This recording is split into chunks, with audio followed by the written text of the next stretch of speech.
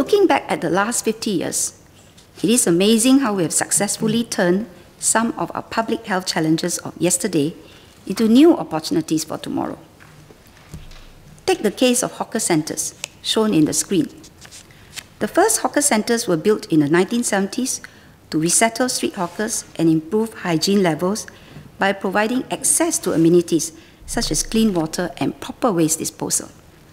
Since 2001, over 100 hawker centres have been upgraded under the Hawker Centres Upgrading Programme, or HUP. These second-generation centres come with improved ventilation and exhaust system and more dining seats with wider walking space between them. And they were well received by both hawkers and customers. Hawker centres are now associated with clean, affordable food, and they have become a part of our culture and daily lives. Our recent survey found that 3 out of 4 respondents visit a hawker centre at least once a week.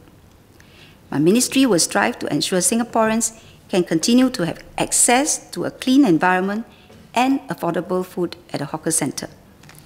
We have announced that we will be building 20 new hawker centres by 2027. I'm pleased to note that the hawker centres at Bukit Panjang and Hougang have been completed, and the centre at our Tampines hub will be ready by the end of this year. Another 4 hawker centres at Pasir Ris, Woodlands, Yishun and Jurong West will be completed next year.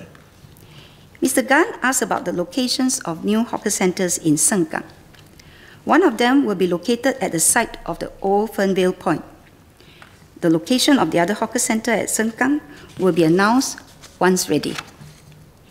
Ms. Cheng highlighted the challenge of ensuring rental remains reasonable and food prices in our hawker centres remain affordable. My ministry had conducted a study on the drivers of hawker food prices, which former Second Minister Grace Fu shared at last year's COS.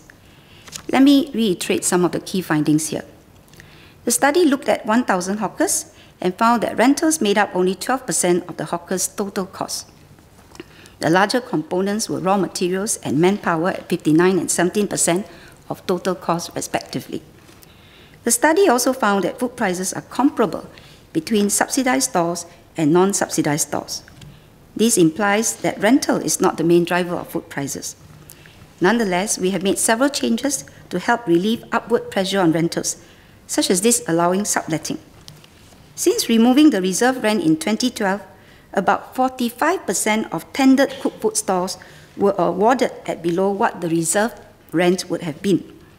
Today, more than 85% of our hawkers pay less than $1,500 per month in rent. This is generally lower than those in coffee shops or food courts in comparable locations.